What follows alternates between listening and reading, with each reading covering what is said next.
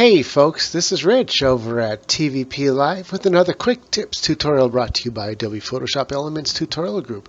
This is going to be interesting. This is actually from a different tutorial on YouTube, the Gurus. And in their case, they took these butterflies that they cut out and turned them into PNGs, left the PNGs on the desktop, and then brought them in front of the, on top of the photo of the dog. I'm going to show you a simpler way to do that. So we got the picture of the dog, we got the picture of the butterfly, and I'm going to cut out the butterfly. Firstly, instead of using the polygon here, we're going to use the eraser tool so that we can do a slightly soft eraser around the figure of the butterfly.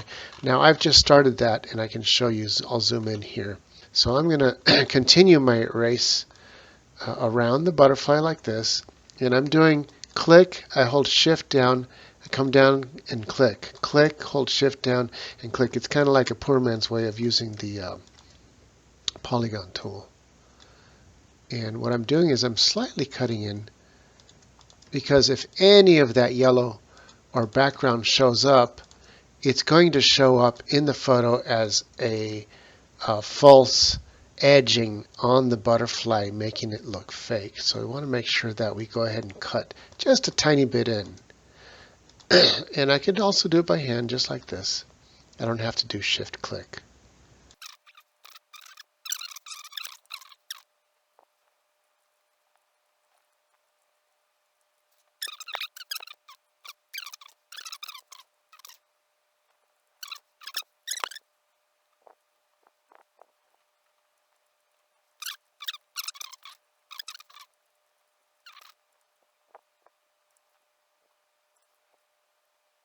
And because I'm using a 5-point eraser brush, it's easy to get into these little tight spots. Now I'm going to zoom out.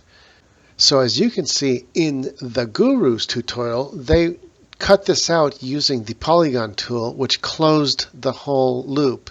And then they hit this button here to create a layer mask, which hid the background, but it didn't save this as a separate entity until you saved it onto the desktop. So it's 6 to 1, half a dozen to another, because in my case, their case, you have to do an extra step. In my case, you still have to do an extra step also, in the sense that now that I erased everything, I still have to cut everything out in between my eraser line and the original photo that I want to keep versus the background that I want to get rid of.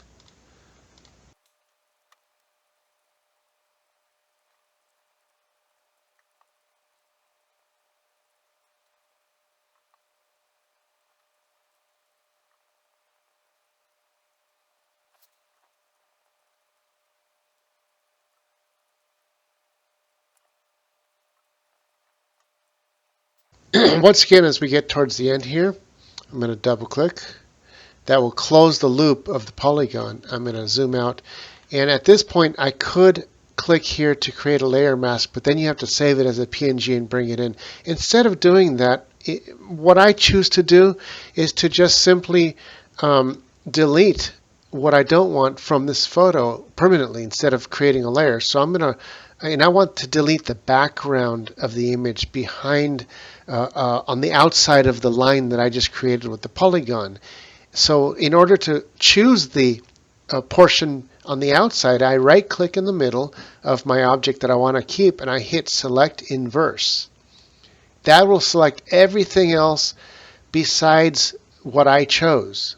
So when I hit delete here now, boom, it automatically deletes the background. Instead of creating a layer mask, it creates the object in its own layer as its own mask. And I just hold Control D to deselect, and now we got a free floating layer of the butterfly that I don't have to save as a PNG, because I just take that whole layer, drag it up into the file that I want to add it to, come down, let go, and it pops it right in. You got it, obviously it's too big, so you just grab one of the corner nodules here and just make it a little bit smaller. And I'm going to zoom in again so we can see where we're at. And once again, before I turn this like it was turned in the other tutorial, I'm going to show you something a little different. I'm going to duplicate it. Okay, to duplicate something really simple, instead of having to save it somewhere else and duplicate it and bring it in, all you have to do is click on the Alt button and then left click and just drag your object. And it just automatically duplicates. So I can hold down the Alt key and I could just sit here and make a bunch of them if I want, as many as I like. So this smaller one that was over here, I'll go ahead and turn it like it was done in the other tutorial. But on this top one, I'm going to show you something a little different that's kind of fun. So I'll zoom in a little bit so you can see this. I'm going to do this and make this butterfly more perspective proper.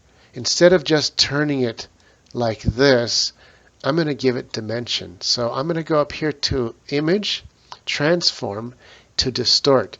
Now I have free range on all four corners to actually do a three-dimensional distortion of the butterfly to make it look more like it was actually flying towards the pup.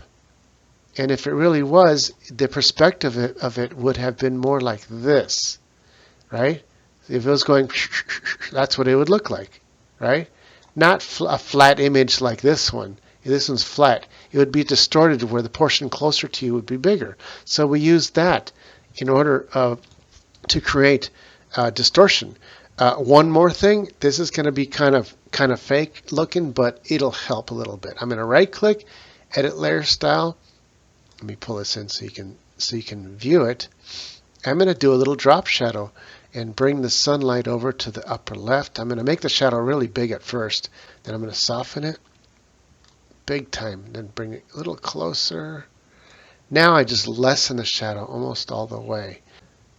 And it gives the feeling that it's really there on top of the flowers. It almost pops it out as a three-dimensional object. So I'm going to get rid of this other one because I just don't like it there.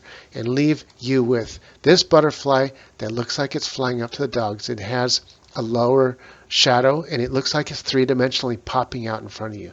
That's it for this tutorial. I'm happy with what I'm giving you here. This is Rich calling it quits for this one, saying over and out.